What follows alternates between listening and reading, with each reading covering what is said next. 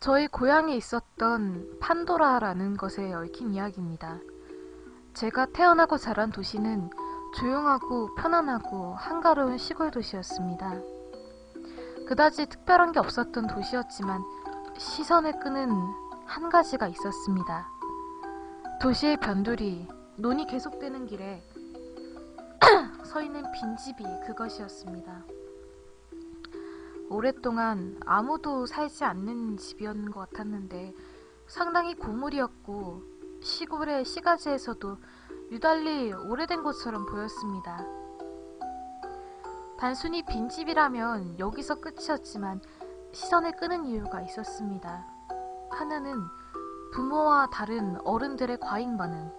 그 빈집의 이야기를 꺼내면 엄격하게 혼나거나 맞으면서 호중을 들은 적도 있었습니다. 저 또한 그랬는데 또 하나는 왠지 모르게 그 빈집에는 현관문이 없다는 것이었습니다. 창문이나 유리문은 있었지만 출입구가 되는 현관이 없었습니다. 이전에 누가 살고 있었으면 어떻게 집 안으로 드나들고 있었던 걸까? 일부러 창문이나 유리문으로 드나들고 있었던 걸까? 이런 알 수 없는 요소가 흥미를 자아냈고 어느 순간부터 아이들이 멋대로 그 빈집을 보고 판도라라고 부르기 시작했기 때문에 그 당시의 아이들에게 있어선 최고의 화제거리가 되었습니다. 저를 포함해서 대부분의 아이가 뭐가 있는지 조사해보자고 수색을 시도했지만 평소에는 그 이야기를 하는 것만 자체로도 부모님에게 잔소리를 듣고 있었기 때문에 누구 하나 먼저 나서는 사람이 없었습니다. 장소만 놓고 보면 어린 아이라도 손쉽게 갈 수 있었고 남의 눈에 들어오지도 않는 곳이었습니다. 아마도 모두 한 번쯤은 빈집 앞에까지 가봤을 거라고 생각합니다. 당분간은 이런 어수선한 분위기를 즐기면서 아무 일 없이 지내고 있었습니다. 제가 중학교에 들어가고 몇 개월이 흘렀을 때 어떤 남자애가 판도라에 관한 이야기에 흥미를 보이면서 나 거기 한번 가보고 싶네 라고 말하기 시작했습니다. 이름을 A라고 하겠습니다. A의 어머니가 원래 이곳 출신이었는데 다른 곳으로 시집을 갔다고 합니다. 하지만 이혼을 했기 때문에 다시 본가로 돌아왔다고 합니다. 그가 이 도시가 처음이기 때문에 이 판도라에 관한 이야기도 전혀 모르는 것 같았습니다. 그 당시에 저와 사이가 좋았던 B군, C군, D군 중에서 B와 C가 그와 친했기 때문에 저절로 저희 친구 사이에 들어오게 되었습니다. 그렇게 5사람이서 실없는 이야기를 하고 있었는데 저희는 판도라가 뭔지 당연히 알고 있었기 때문에 별 신경 쓰지 않았지만 마음에 걸렸던 A군이 판도라에 대해서 질문을 한 거였습니다. 우리 엄마랑 외할머니도 여기서 태어났거든? 그 얘기하면 나도 혼낼까? 야, 잔소리 듣는 걸로 끝나면 괜찮지. 야, 우리 엄마 아빠는 내가 그 얘기하니까 막 진지하게 때리더라. 도대체 판도라가 뭐길래 그러는 거야? 가르쳐주면 안 돼? 저희는 그에게 판도라가 뭔지 설명을 하면서 각자 부모에 대한 불만을 이야기했습니다. 어느 정도 설명이 끝나자 제일 궁금했던 건 빈집에 뭐가 있을까라는 이야기를 했습니다. 거기에 뭐가 있는지 아무도 모르는 거야? 아, 몰라. 빈집에 들어가면 혼나니까 안 들어가 봤어. 거기에 뭐 있는지 아는 사람들은 부모님들 뿐 아닐까? 그렇겠지. 뭘 숨기고 있는지 우리가 밝혀내보는 게 좋을 것 같아. 그가 의기양양하게 말했는데 처음엔 부모님에게 꾸중을 듣는 게 싫어서 저와 다른 3명은 처음엔 좀 꺼렸지만 그의 모습에 영향을 받은 것과 지금까지 그렇게 하고 싶어도 하지 못했던 그걸 이룰 수 있다는 사실이 저희의 마음을 흔들었습니다. 결국 모두가 그곳에 가기로 했는데 며칠 뒤에 놀 때마다 항상 잘 따라다니던 D의 여동생도 빈집에 같이 가고 싶다고 말해서 총 6사람이 일요일 낮에 가기로 했습니다. 각자 가방을 가지고 왔는데 안에는 과자나 손전등 같은 게 있었습니다. 그때까지만 해도 모두가 신이 나서 떠들었습니다. 앞에서 말했던 것처럼 문제의 빈집은 논으로 둘러싸여진 곳에 세워져 있었고 현관문이 없었습니다. 2층 건물이었는데 창문까지 뛰어오를 수도 없었기 때문에 안으로 들어가려면 1층에 있는 유리문으로 들어가야만 했습니다. 유리가 비싸봤자 얼마나 비싸겠어. 그렇게 말하면서 그가 유리를 깨트리고 안으로 들어갔습니다.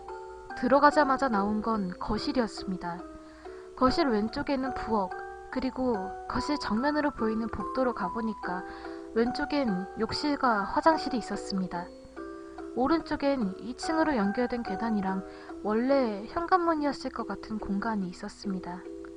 낮이라서 어느 정도 밝았지만 현관이 없는 탓인지 복도 주위는 어둑어둑해 보였습니다. 낡고 오래된 외관과는 다르게 집안은 예상보다 깨끗했는데 그렇다기보다는 아무것도 없었습니다. 가구나 생활용품 같은 건 아예 없었고 사람이 살고 있었던 흔적도 없었습니다. 거실이랑 부엌은 상당히 넓었는데 지극히 평범했습니다. 아무것도 없네. 별거 없잖아. 무슨 물건이라도 남아있을 줄 알았는데. 아무것도 없는 거실과 부엌을 이리저리 돌아다니면서 남자 3명이 시시한 것처럼 가지고 온 과자를 먹기 시작했습니다.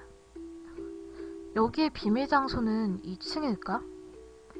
저와 나머지 아이들은 그의 여동생 손을 잡고 2층으로 가려고 복도로 나왔습니다. 그런데 복도로 나온 순간 저와 아이들은 심장이 멈출 뻔했습니다.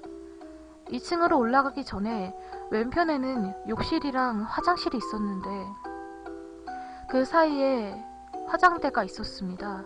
그리고 바로 앞에는 버팀봉 같은 게 세워져 있었는데 그 막대기 위에 사람의 머리털이 씌워져 있었습니다. 어떻게 표현해야 할지 모르겠지만 검고 긴 여자의 머리 가죽이 그대로 거기에 있었습니다. 그 머리털의 위치도 평균적인 여자의 앉은 키에 맞춰져 있었고 마치 여자가 화장대 앞에 앉아있는 정도의 높이였습니다. 뭐야 이거? 복도로 나온 남자 3명도 영문을 모른 채로 놀라고 있었는데 그의 여동생만 저게 뭐 어때서? 라면서 아무렇지도 않게 서 있었습니다. 뭐야 이거? 진짜 머리카락이야? 모르겠는데 만져볼까? A군과 B군이 그런 말을 했지만 나머지 친구들이 저희를 필사적으로 말렸습니다. 위험하니까 안 하는 게 좋지 않을까? 뭐 있을 것 같아. 일단 모두 거실로 갔고 거실에는 보이지 않았지만 복도 쪽으로 시선을 돌리는 것조차 싫었습니다. 어떻게 할 거야? 복도를 안 지나가면 2층으로 못 가는데. 저런 거 기분 나빠. 나도 뭔가 좀 위험한 생각이 드는데. 너무나 예상 밖의 것을 보고 저희는 빈집을 수색할 의욕을 잃어버렸습니다. 일단 진정 좀 하고 잘 생각해보자. 2층에서 뭔가 나오더라도 계단으로 내려가면 거기가 바로 출구잖아. 그리고 아직 낮이고. A와 B는 무슨 일이 있어도 2층을 보고 싶었던 모양이었고 나머지 아이들은 싫어하는 눈치였습니다. 그런 말을 굳이 안 해도. 저희는 서로 얼굴을 쳐다보면서 어떻게 해야 될지 생각하고 있었습니다. 그때였습니다. 어? 야, 네 동생은? 모두가 알아차렸습니다만 그의 여동생이 없었습니다. 저희는 유일한 출입구인 유리문 앞에 있었기 때문에 그의 여동생이 밖으로 나갔을 리가 없었습니다. 그 자리에 그대로 있었던 여동생이 없어진 것이었습니다. 어디 있어? 대답 좀 해줘. 필사적으로 소리쳐봤지만 대답 같은 건 없었습니다. 혹시 위로 간 거 아닐까? 그 한마디에 모두가 복도를 눈여겨보았습니다. 근데 왜? 뭐 때문에 걔가 2층에 갔어? D가 울면서 외쳤습니다. 진정 좀 하고 어쨌든 2층으로 가보자. 곧바로 복도를 나와서 계단으로 뛰어 올라갔습니다. 어딨어? 예, 적당히 좀 해. 빨리 나와. 모두 다 그의 여동생을 찾으면서 계단으로 올라갔지만 대답은 하나도 없었고 계단에 다 오르니까 2개의 방이 나왔습니다. 양쪽 모두 문은 닫혀 있었고 저희는 바로 정면에 보이는 방문을 열었는데 그 방은 밖에서 봤을 때 창문이 있었던 방이었습니다. 안에는 역시 아무것도 없었고 그의 여동생도 없었습니다. 저쪽이다. 저희는 다른 방으로 가서 천천히 문을 열었습니다. 여동생은 있었습니다만 아무 말도 할 수가 없었습니다. 그 방의 중앙에는 아래에서 봤던 것과 완전히 똑같은 게 있었습니다. 화장대랑 그 바로 앞에 세워진 막대, 그리고 거기에 걸려있는 머리털. 이상한 분위기에 휩싸여서 모두 다 아무런 말도 할 수가 없었습니다. 저건 또 뭐지? 갑자기 여동생이 그런 말을 하더니 다음 순간 터무니없는 행동을 하고 말았습니다. 그녀는 화장대로 다가가서 화장대에 달려있었던 3개의 서랍 중에서 맨 첫 번째 서랍을 열었습니다. 이게 뭐야? 그의 여동생이 서랍에서 꺼내서 보여준 것. 그건 붓 같은 걸로 써진 한자가 써있는 종이였습니다. 저희는 그 뜻을 모르고 그 여동생을 바라볼 수밖에 없었습니다. 그 여동생은 개의치 않고 그 종이를 챙긴 채로 서랍에 닫고 이번에는 2번째 서랍에서 뭔가 꺼냈습니다. 똑같이 써진 종이였는데 뭐가 뭔지 몰라서 계속 떨고 있을 수밖에 없었습니다. 그때 D가 정신을 차리고 곧바로 여동생에게 달려들어갔습니다. 여동생도 이미 우는 것처럼 보였고 너 뭐하는 거야? 동생을 엄하게 혼내고 나서 종이를 집어들고 서랍을 열었습니다. 곧바로 2번째 서랍에 닫았던 게 문제였습니다. 당황을 했던 건지 그가 2번째가 아니라 3번째 가장 아래에 있던 서랍을 열었습니다. 서랍을 열자마자 그가 서랍 안을 바라본 채로 가만히 서 있었습니다. 입을 다물고 가만히 서랍 안쪽만 바라본 채로 미동조차 하지 않았죠. 왜 그래? 무슨 일이야? 뭐가 있는데? 드디어 이 부분에서 저희는 몸을 움직일 수 있게 되었고 2 사람이서 그에게 달려들려고 했습니다. 순간 엄청 큰 소리가 나면서 그가 서랍을 닫았습니다. 그리고 어깨보다 길었던 자신의 머리카락을 입에다 넣고서는 빨기 시작했습니다. 야, 왜 그래? 왜? 야, 정신 좀 차려. 말을 걸어도 반응이 없었습니다. 그냥 오로지 자신의 머리를 계속해서 빨고 있었습니다. 그 행동에 공포를 느낀 건지 여동생도 울기 시작했습니다. 정말로 긴박한 상황이었고 야, 너 왜 그러냐고. 어쨌든 일단 밖으로 나가는 게 좋을 것 같아. 여기 진짜 이상한 것 같아. 저희는 일단 그 집에서 나왔는데 그 와중에도 그가 계속해서 머리카락을 빨고 있었습니다. 어떻게 하면 좋을지도 모르겠고 그래서 일단 어른이 있는 곳으로 가기로 했습니다.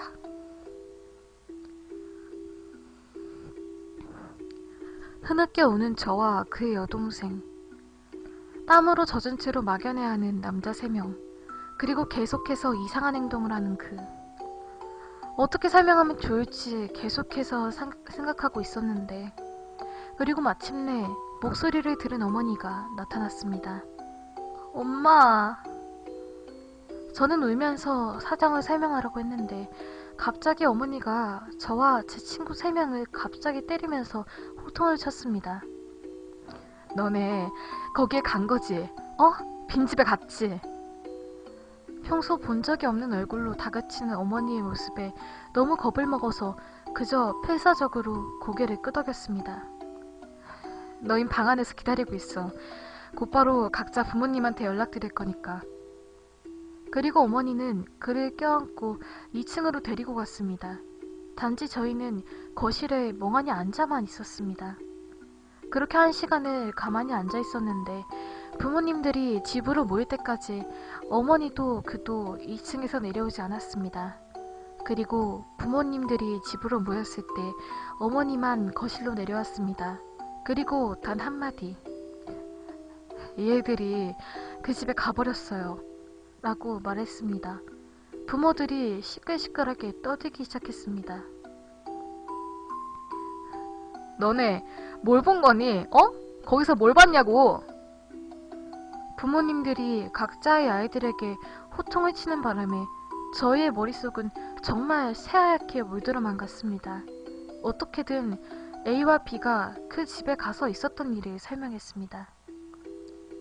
저희가 본 건 화장대랑 이상한 머리카락 같은 거, 그리고 그거 말곤 본 건 그것뿐이야?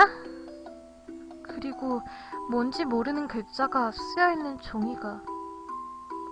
그 한마디에 갑자기 주변이 조용해졌습니다. 그와 동시에 2층에서는 엄청난 비명이 들려왔고 저희 어머니가 당황하시면서 2층으로 올라갔고 몇 분 후에 어머니에게 부축을 받으면서 내려온 건 디군의 어머니였습니다. 봤어? 얘가 서랍 안에 본 거야? 너희도 화장대에 있었던 서랍 열어서 봤니?